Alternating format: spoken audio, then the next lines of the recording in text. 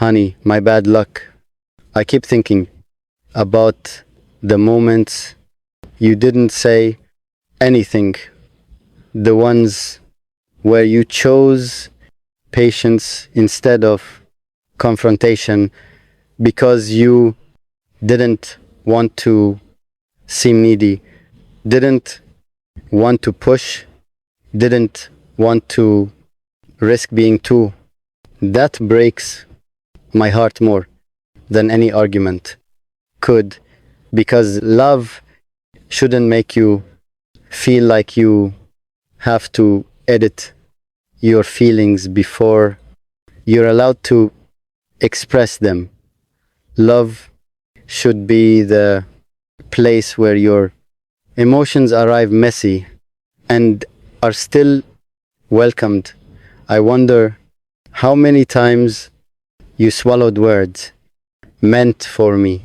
How many times you typed something out, stared at it, then erased it because you thought they're probably tired, or I don't want to bother them, or if they wanted to talk, they would. That's the cruel thing about silence. It convinces the other person that wanting closeness is somehow a flaw, and I hate that I played a role in that. You didn't ask for constant attention. You didn't demand explanations or chase reassurance obsessively. All you wanted was evidence, small, human, proof that you still mattered in my orbit. A check-in, a reply, a sign that the thread between us wasn't fraying unnoticed. Instead, you were left alone with your thoughts, and thoughts are dangerous companions. When they don't feel loved, they whisper lies so gently. Maybe you care more. Maybe you misread everything. Maybe this is where it starts to fade. And you had to fight those thoughts without help from me. I wish I had known sooner that my absence didn't feel neutral, that it echoed, that it lingered, that it stayed with you longer than I ever intended. Because from my side, time passed differently.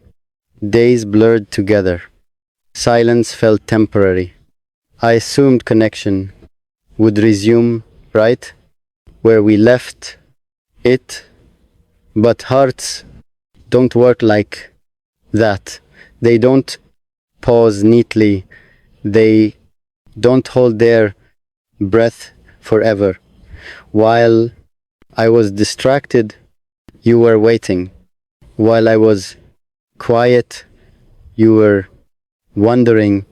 While I thought, they know I care, you were asking yourself if you still mattered. That imbalance, that gap is where sadness and grows. And I'm sorry for every night you felt a little smaller, because I wasn't present enough to remind you of your weight in my world. You didn't deserve uncertainty. You didn't deserve emotional leftovers. You deserved consistency, the kind that doesn't require interpretation. I see now how love can hurt even when no harm is intended. Neglect doesn't always come from cruelty. Sometimes it comes from complacency, from assuming something precious will simply wait. But love is not a paused song. It keeps playing with or without us. If I made you feel like you were loving alone, that's on. Love should never feel like a solo act. When it was promised as a duet, I want to say this clearly. So there's no room for doubt. Your sadness was not inconvenient.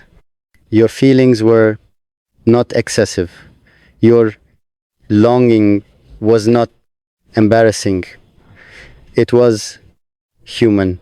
It was tender. It was proof that you cared.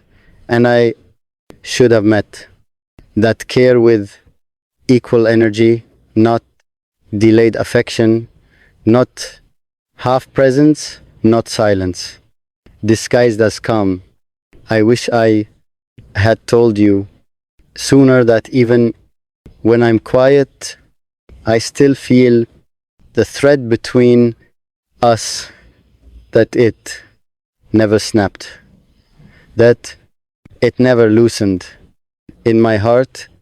But I also understand now that what lives in my heart means little if I don't bring it to you where you can feel it too. So if you're still aching, still cautious, still unsure whether to lean back in, I get it. Trust doesn't sprint. Back, it walks slowly, carefully, watching for consistency. And I'm willing to walk that pace if it means you don't feel alone anymore. It felt like silence, like I folded myself away and left you staring at the echo of your own care. I know it hurt in that quiet way that doesn't scream, just sinks. You looked for me in the small hours between one thought and the next, between the message you almost sent and the one you finally did. And I wasn't there the way you needed. So let me say this first, before poetry, before metaphor, before the pretty dressing of words. I never stopped choosing you. I just forgot to show it out loud. Sometimes I go quiet, not because love fades, but because I'm holding too much and don't know how to set it down gently. Sometimes my care turns inward and I mistakenly call that strength. But strength without tenderness can feel like abandonment to the one waiting on the other side. I imagine you there, replaying moments, measuring pauses, wondering if the warmth you felt was something you imagined. That hurts me to think about. You shouldn't have to doubt what was real just because I went still. If I made you sad, it wasn't because you asked for too much. It was because I didn't answer enough. You see, love doesn't always disappear loudly.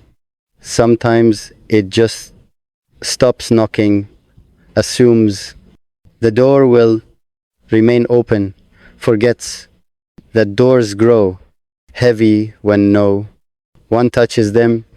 I should have reached. I should have said, I'm here, even if I'm tired. I'm quiet, not distant. I'm slow today, not gone.